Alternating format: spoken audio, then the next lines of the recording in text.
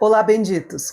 No capítulo de hoje, o profeta Oséias vai usar uma série de símiles e metáforas para descrever as provações que Deus estaria enviando sobre o seu povo desobediente. Então, pegue sua Bíblia e vamos para o penúltimo capítulo da nossa série.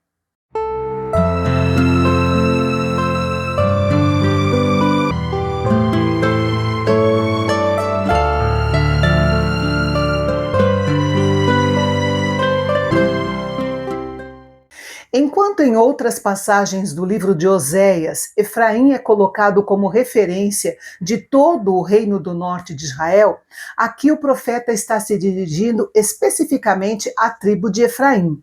Efraim era filho de José, e a prosperidade dessa tribo se devia à grande misericórdia de Deus que a abençoou por amor a José. Era uma tribo importante, digna de ser ouvida e obedecida. Afinal, Josué, o grande líder, pertencia à tribo de Efraim. Enquanto Efraim se comportava de forma submissa, obediente e humilde diante de Deus, ela era contada entre as principais tribos de Israel. Era respeitada e honrada. Mas Jeroboão, que também era de Efraim, desviou a nação para o caminho da idolatria.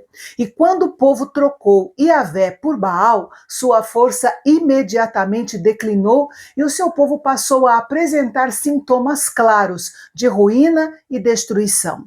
Agora, eles se afundavam cada vez mais no vício, na loucura e na ignorância da idolatria. A expressão beijar os bezerros traz um forte toque de sarcasmo.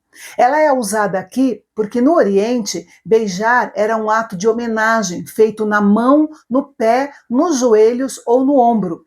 Era um símbolo de honra divina, seja a um ídolo ou a Deus. Podia-se beijar a imagem ou, quando o objeto não podia ser abordado, como a lua, por exemplo, o beijo era dado na mão e assim enviado para ela. Os homens que sacrificavam beijavam os bezerros, isto é, os adoravam por meio de beijos. Porque Israel confiou em si mesmo e nos ídolos, eles não poderiam permanecer por muito tempo como nação. Sua conduta irracional e desonrosa a Deus estava trazendo sobre eles destruição certa e rápida. E para ilustrar isso, o profeta emprega 4 figuras para exibir sua extinção política: a névoa da manhã, o orvalho da madrugada, a palha que o vento leva e a fumaça que sai pela janela. Todas estas comparações são para expressar uma destruição rápida, que em breve a nação se tornaria em nada. Nos versículos 4 a 8, o profeta inicia uma recitação dos favores de Deus a Israel desde os tempos antigos e que eles haviam esquecido, se desviando de maneira ingrata e ímpia da adoração a Iavé. Era sempre a mesma história. Os judeus se alegravam com aquilo que Deus havia feito por seus antepassados, mas não mostravam um coração realmente grato. Quando estavam passando por provações, buscavam a ajuda de Deus, mas quando prosperavam, tornavam-se orgulhosos, deixavam o Senhor e adoravam os ídolos. Moisés já os havia advertido sobre esse pecado, mas ainda assim eles o cometeram. Agora iriam arcar com as consequências desses pecados. Em vez de continuar sendo o pastor de Israel, Yahvé se tornaria o seu destruidor.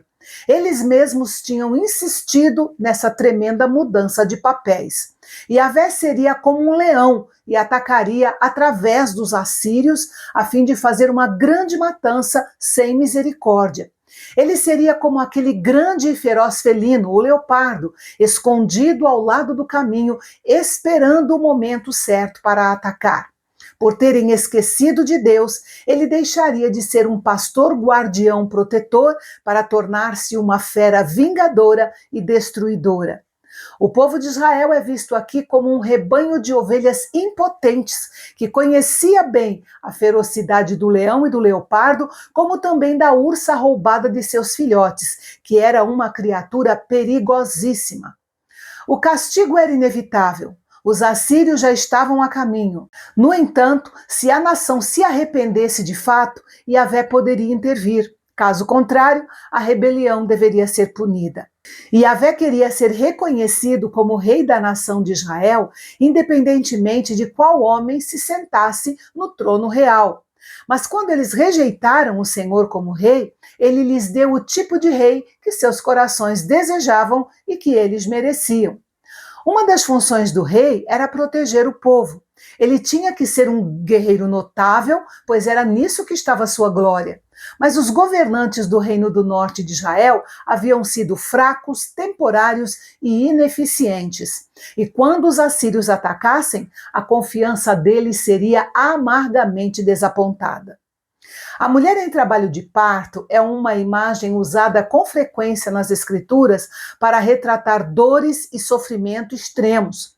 Mas aqui, Oséias acrescenta um outro aspecto a essa ilustração. Ele visualiza uma mulher prestes a dar à luz, mas o bebê se recusa a sair.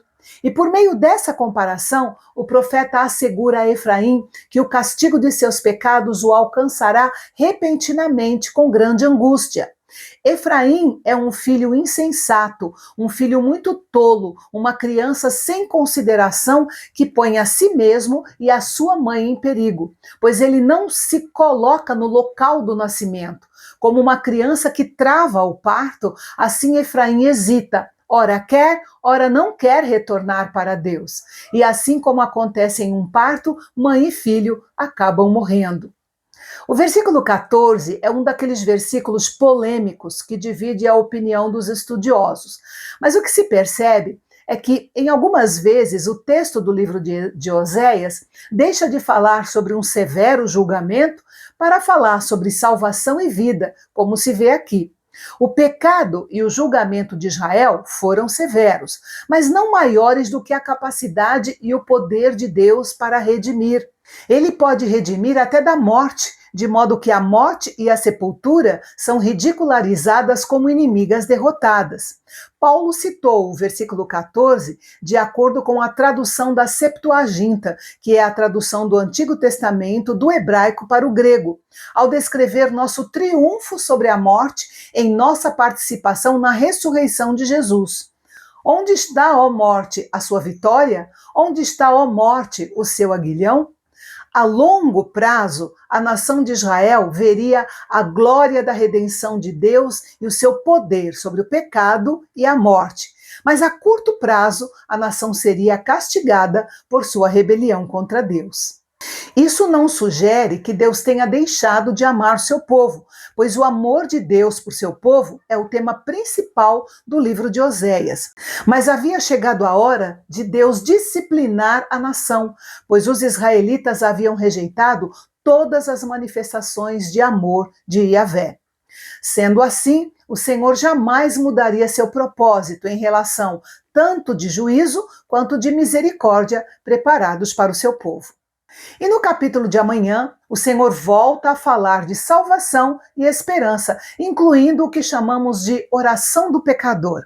Não perca o último capítulo da nossa série 14 dias, examinando a analogia do casamento de Oséias, aqui no canal Bendito, o nosso canal de Fala Fácil. Até lá!